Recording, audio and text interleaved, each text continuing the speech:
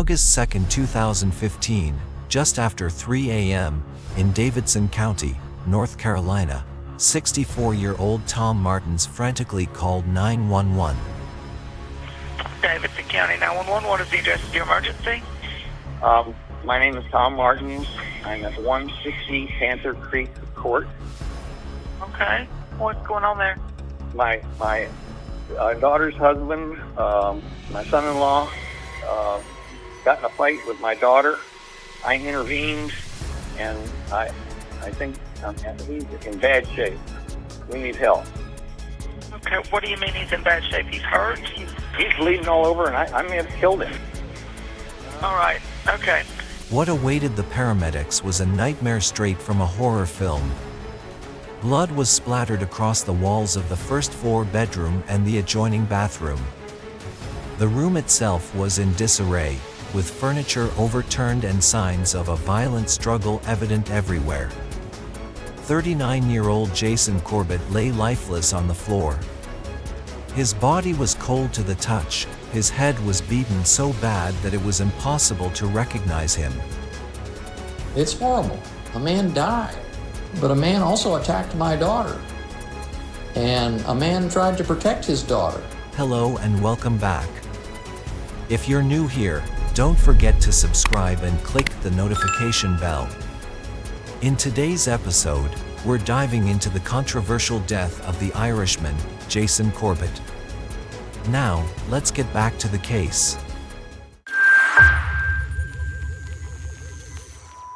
Jason Paul Corbett was born on February 12, 1975, in Limerick County, Ireland, to John and Rita Corbett. He grew up as one of 8 children, sharing a lively household with 4 brothers and 2 sisters. Known for his towering height, warm smile, and hearty laugh, Jason was often described as a gentle giant with a kind heart. Jason's life changed forever when he met Margaret "Mags" Fitzgerald in 1997. Their connection was instant, and he proposed to her in 2002 during a romantic trip to Barcelona. By June 2003, they were married. The couple's happiness grew when their first child, Jack, was born in September 2004. In 2006, their family grew once again with the birth of their daughter, Sarah. For Jason and Mags, life seemed perfect until November 21, 2006. Mags suffered a severe asthma attack at home. Jason tried desperately to save her, helping with her nebulizer and staying by her side as her condition worsened. Despite his efforts, Mags collapsed, and Jason rushed her to the hospital. Tragically, she passed away en route, leaving Jason a widower with 2 young children. The sudden death devastated Jason. He leaned heavily on the support of his and Mag's family during this difficult time. Determined to provide stability for Jack and Sarah, Jason decided to hire a nanny. After 2 unsuccessful attempts, he posted an advertisement looking for someone fluent in English, responsible, and willing to commit to a long-term position. This ad caught the attention of 24-year-old Molly Martens from Knoxville, Tennessee, the U.S. Molly was a graduate of Clemson University and a certified Montessori teacher. She seemed like the perfect candidate for the role. Her background as an Olympic-class swimmer and her experience working with children further impressed Jason, who was eager to bring a nurturing and stable presence into his home. In March 2008, Molly arrived in Ireland to begin her role as the Corbett family's nanny. From the moment she entered their lives, she made a positive impression on Jason and the children. Her quiet demeanor and gentle approach won over not just Jason but also his extended family, who were relieved to see him smiling again. Over time, an undeniable bond began to form between Jason and Molly. His family noticed a change in him. He was laughing more, engaging more with the people around him, and showing signs of healing after the loss of Mags. By June 2011, Jason and Molly were married in Knoxville, Tennessee. Shortly afterward, the family relocated to Winston-Salem, North Carolina, where Jason had secured a transfer within his company, Multi-Packaging Systems. The family settled into a gated community, and Molly began working part-time as a swim instructor at a local swimming club. The Corbetts appeared to be a picture-perfect family. But behind closed doors, cracks began to appear. Arguments grew more frequent, and the once happy household became a source of stress and conflict. Jason and Molly started to argue about parenting and views of life. Molly struggled with her role as a stepmother and often felt overshadowed by the memory of Mags, whose presence lingered in the lives of Jason and the children. Molly's struggles were not just internal. She began to express frustrations about Jason's behavior, describing him as controlling and dismissive of her feelings. He would dictate what she should wear or what she should shop for or when she should be home or when she should or shouldn't leave, or text her repeatedly, or engage in just various forms of, controlling behavior. Demand to see her phone, look at her computer history, that sort of thing. Jason's family, however, viewed the situation differently. They saw him as a loving, devoted father who worked tirelessly to ensure his children's happiness. For them, Jason's behavior reflected his dedication to his family. The disconnect between Molly and Jason grew wider as time went on. By the summer of 2015, the tension in their marriage was palpable. Close friends described their interactions as strained. Jason confided in his family members that he was considering a divorce, though he was deeply concerned about the impact it might have on Jack and Sarah. According to Molly, Jason was not as kind as he seemed. He was a violent husband. This was confirmed by Jason's eldest child, Jack Corbett. And when he would get mad, what would he do? He would physically and verbally hurt her mom. Did you see him physically hurt her? Once or twice. What did you do? Punching, hitting, pushing. Molly's father, Tom Martens, dropped another bombshell. Jason accidentally caused the death of his first wife, Mags. It was none other than Mags' father told him this. And his response was, "I think he killed my daughter." And I go, whoa, I'm not really expecting that kind of thing. After years of marriage, Molly gradually realized this secret. According to her, Jason would physically abuse her to satisfy himself. Yes, it definitely was. And prior to that, I knew that. What? The first time and second time and the third time and the 20th time that you are suffocated or strangled or someone holds their hand over your mouth or a pillow over your face and you can't breathe for an extended period of time, you think, oh, well, his first wife died at 3 o'clock in the morning and maybe that's going to happen to me. To protect herself, Molly had secretly recorded one incident where Jason yelled at her in front of the children. Are you finished with your dinner, hon? I'm talking to you. Is this how you treat? This is when you just ignore me? I said I'd like to have dinner with my family. I'm talking to you. I shouldn't have to say it over and over. I shouldn't have to say, Molly. Can you guys get out the stuff for him, please? Here you go again. I'm talking to you and you're stuck and I'm talking about something else. She confided in her parents, Tom and Sharon Martens, about her miserable marriage. Worried for their daughter's safety, Tom and Sharon decided to do something. On the evening of August 1, 2015, Tom and Sharon Martens suddenly visited their daughter's house. They arrived around 8 p.m., having made a 5-hour drive from Tennessee to North Carolina. The family enjoyed a casual dinner of pizza, sharing a few drinks and laughter among the adults. After that, Jason and Molly went to their bedroom on the first floor. The children, Jack and Sarah, headed to their rooms on the second floor. The grandparents, Tom and Sharon, slept in the basement guest room. Shortly before 3 a.m., Tom and Sharon were jolted awake by loud thumps and shouting from the floor above. Alarmed, Tom instructed his wife to stay in their room while he went to investigate. Grabbing the baseball bat he had brought as a gift for Jack, Tom made his way upstairs. I don't know what precisely woke me up, but what I heard were loud voices and kind of like thumping. Something bad was going on. So I grabbed that Little League baseball bat and I ran upstairs. He wanted to shut me up. As Tom approached Jason and Molly's bedroom, he heard Molly screaming. He immediately opened the door, only to find Jason choking Molly, his grip tight around her neck. Molly was struggling, her face contorted in fear. So he covered my mouth and then he started choking me. But at some point when he stopped, I screamed. The next thing I remember is my dad standing in the doorway.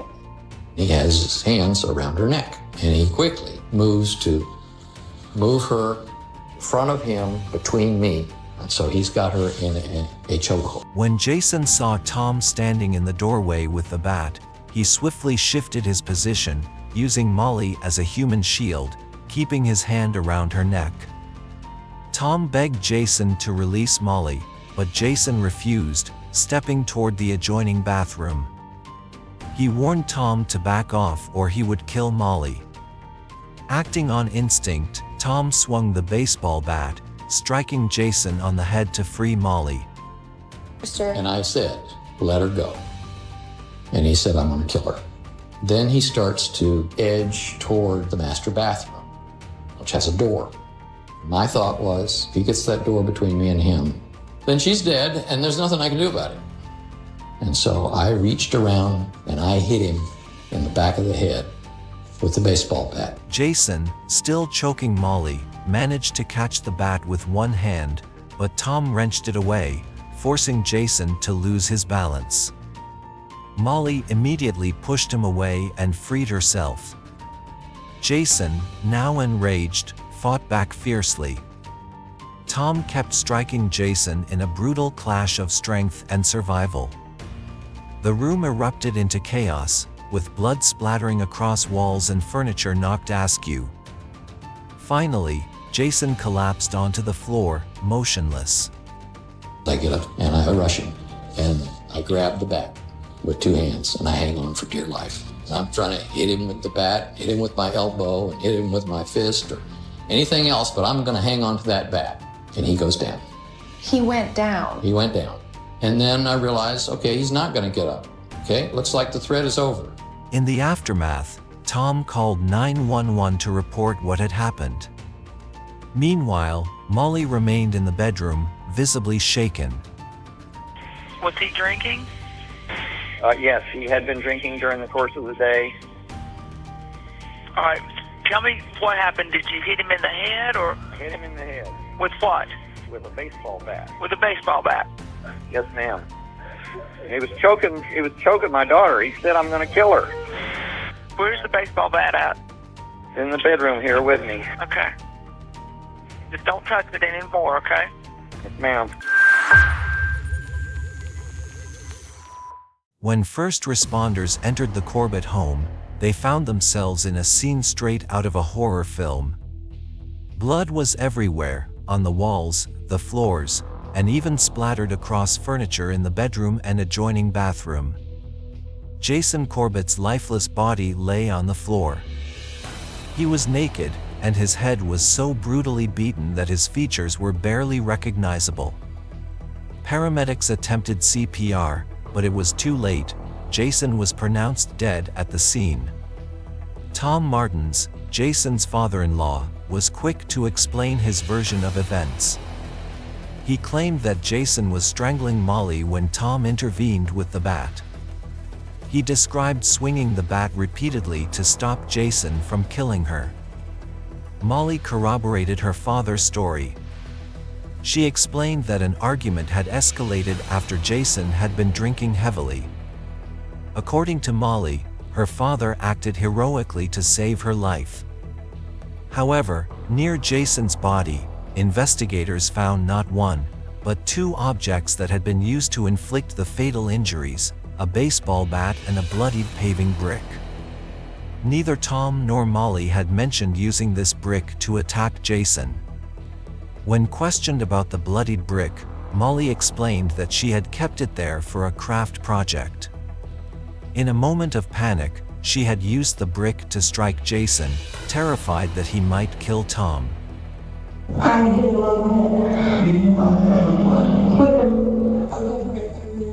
Molly confided to the officer that this wasn't the first time she had experienced domestic violence at the hands of Jason. The officer assured her that the case was being treated as a self-defense incident. Tom and Molly spent 7 hours at the police station before finally being permitted to go home.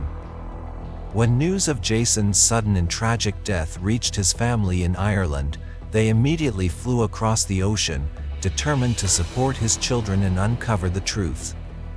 Jason's sister, Tracy, was stunned when she learned that her brother was being accused of domestic violence.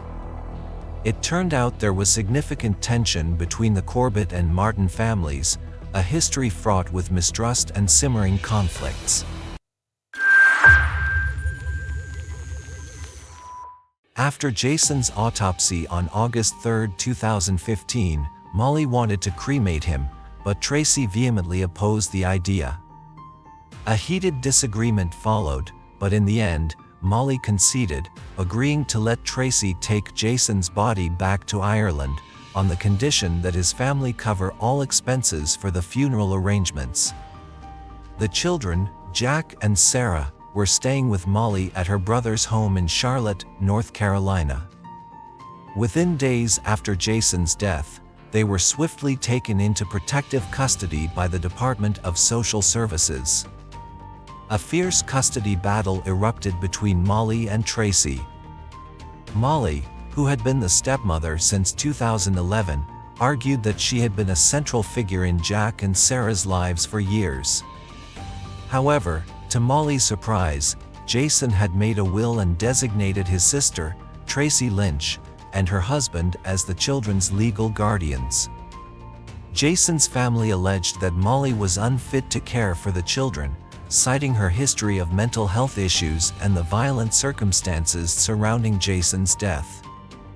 Molly's efforts to maintain custody were further complicated by revelations about her past. Investigators discovered discrepancies in her background. Molly never graduated from Clemson University nor held any certification as a Montessori teacher.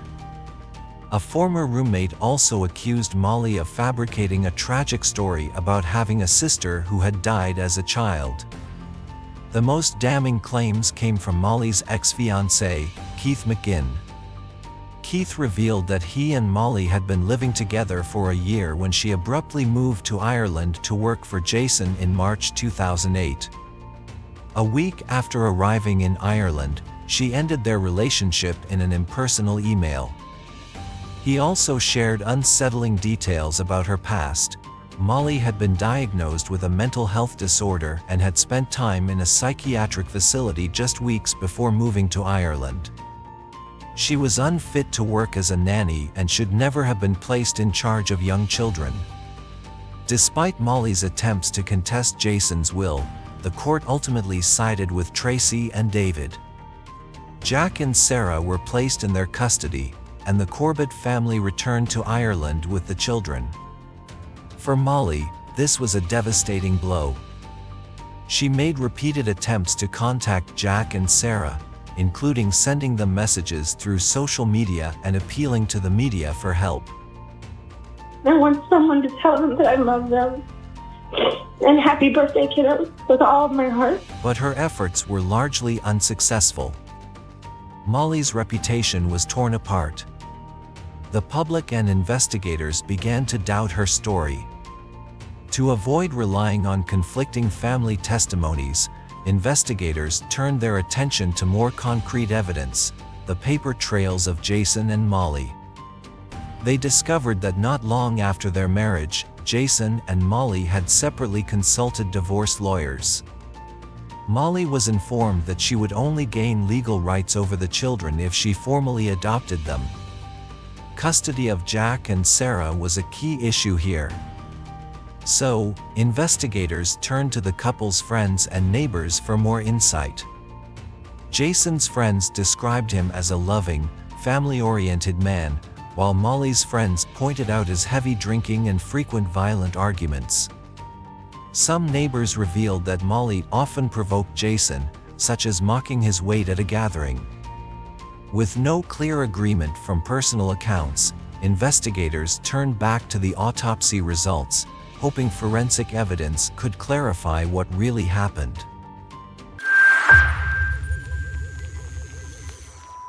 Molly and her father, Tom Martens, maintained their narrative of self-defense, but troubling inconsistencies soon cast doubt on their account.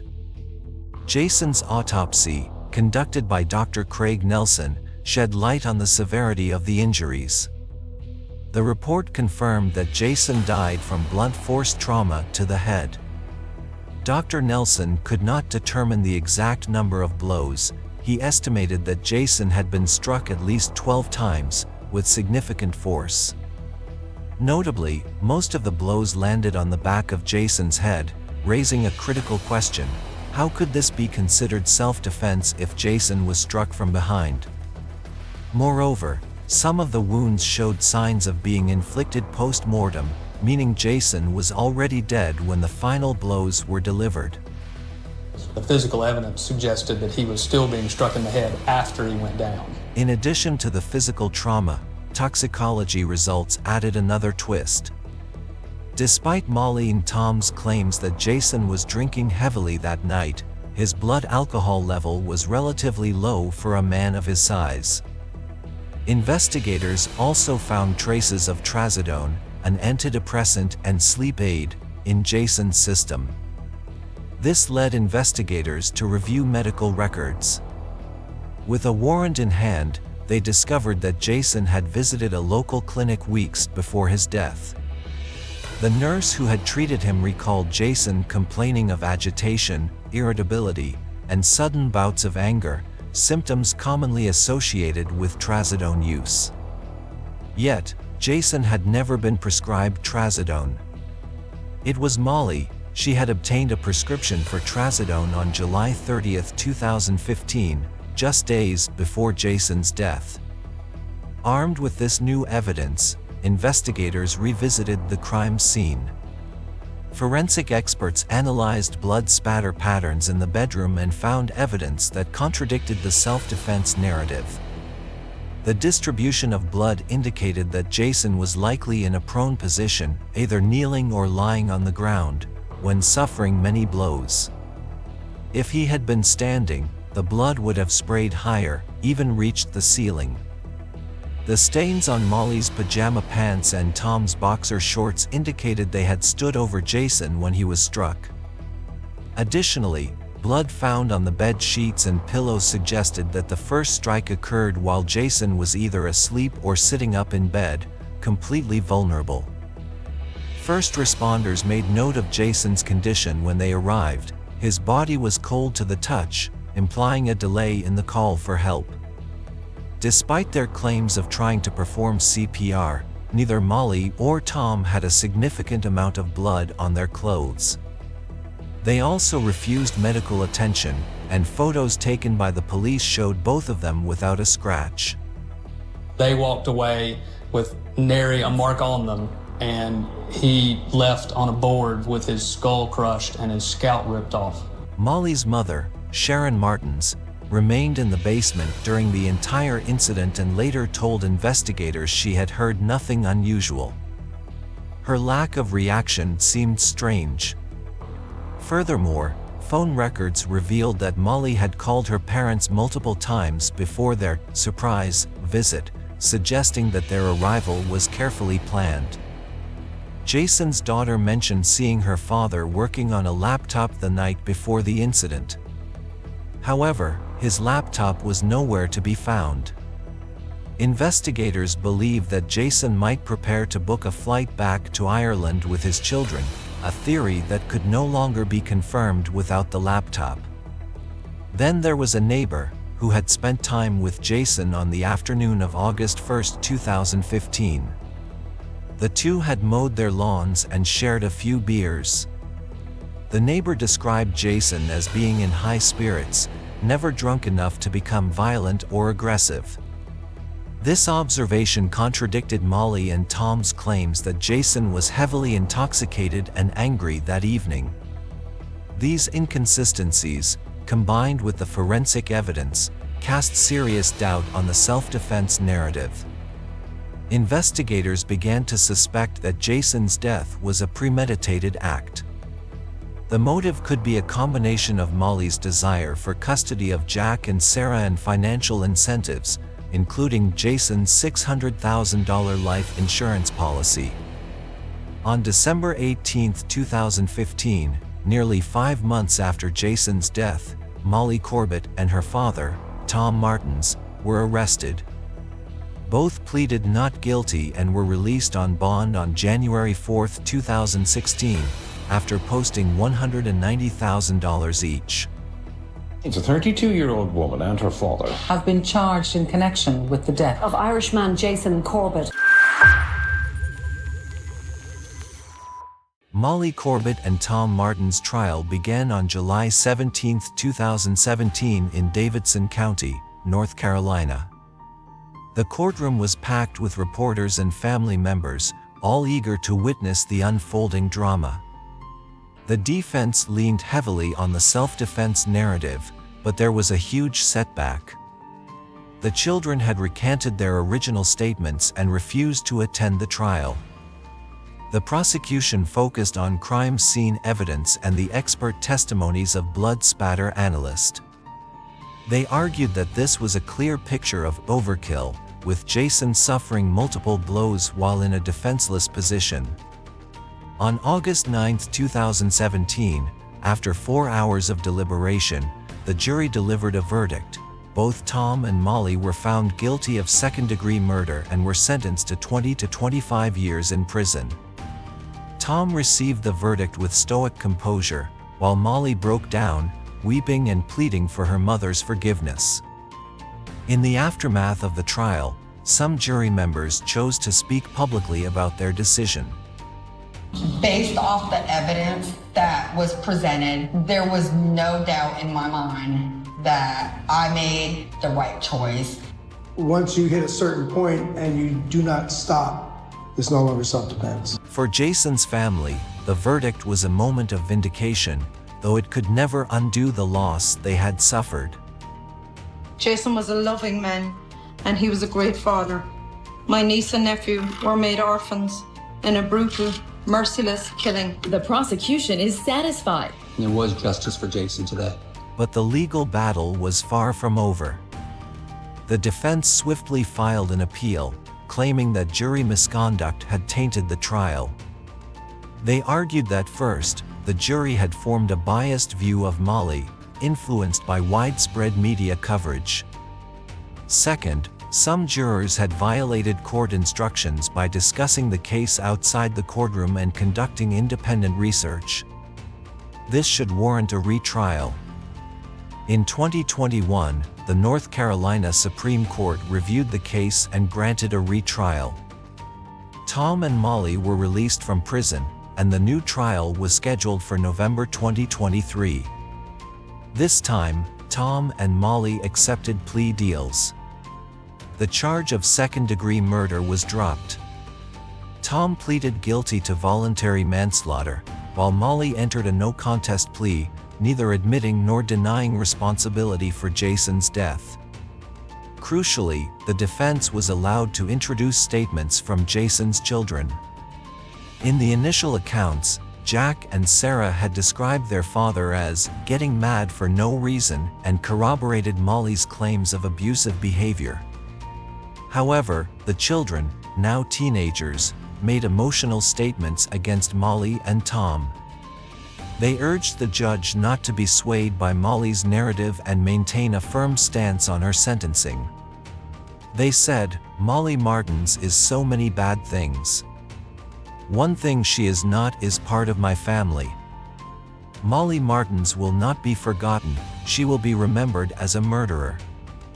To their disappointment, the court decided to reduce Tom's and Molly's sentences. Taking into account the time they had already served, their sentences were minimized to 4 years. In June 2024, Tom and Molly were released from prison under the condition that they would not live together. Molly Corbett is a free woman. Moments ago, she walked out of that red door here at the Women's Correctional Institute in Raleigh. She walked out with a smile on her face. Check out this video that we shot. You can see her walking out of the door smiling before getting into the car with probation officers. Molly returned to Knoxville, Tennessee, while Tom relocated to another state. Both attempted to rebuild their lives, though their newfound freedom was forever haunted by Jason's death. Molly even attempted to reconnect with Jack and Sarah. However, Jason's family, who had full custody of the children, remained steadfast to protect them from further trauma. So, what do you think? Was Jason an abusive husband, or did Molly paint herself as a victim? Where was Jason's laptop? Was this a calculated cover-up for murder? Feel free to share in the comments.